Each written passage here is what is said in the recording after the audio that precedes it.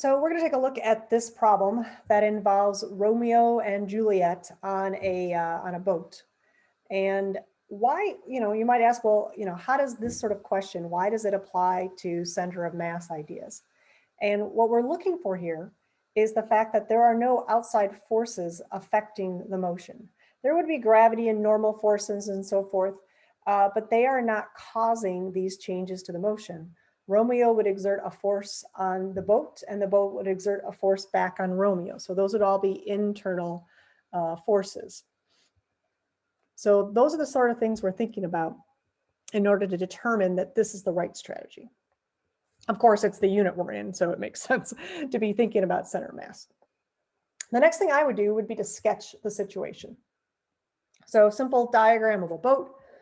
I would put Romeo here on the left, as far away from the shore as possible. Juliet is on the shore side of the boat.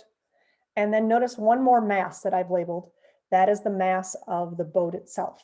And you consider the mass of an extended object to act at its center of mass, which is often the center of the object. So it's almost like there are three kind of magically hovering objects here in my system. I don't really worry about the boat itself.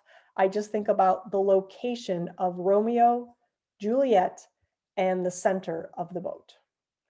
So what I'm going to do first is to figure out what the center of mass is relative to the boat itself. I could really pick any point I want to be my 0 point for my x's, but I'm going to choose this point right here on the far left because that will make all of my measurements of x be positive numbers. And that is truly the only reason I'm doing it. You can pick any position to be 0 that you'd like when answering a particular question. But if you choose, say, the middle of the boat, then Romeo's position is going to be negative, and the math is just trickier, more likely for me to make a mistake.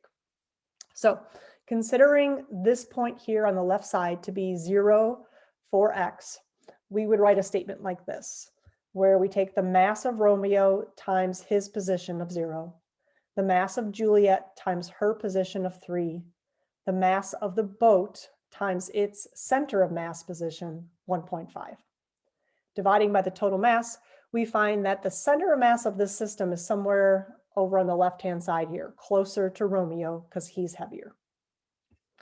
Now we'll look at the same situation, but with Romeo on the front side of the boat.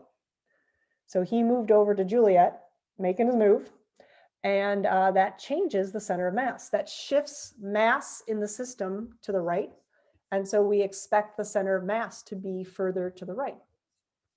We'll again use that same position for x equals 0. You want to be consistent throughout your setup. And now Romeo is at 3 meters. Juliet is at 3 meters. The boat still is considered to be in the middle where its center of mass is. And we can see that the overall center of mass of the system has moved to 2.4 meters, so somewhere on this side. And so we can now make the inference that the center of mass, since it's moved 1.05 meters relative to the boat, I got that by subtracting these two center of mass positions. Since the center of mass moved to the right in my picture, the boat must move to the left that same amount, 1.05 meters, meaning that it moves away from the shore by that amount.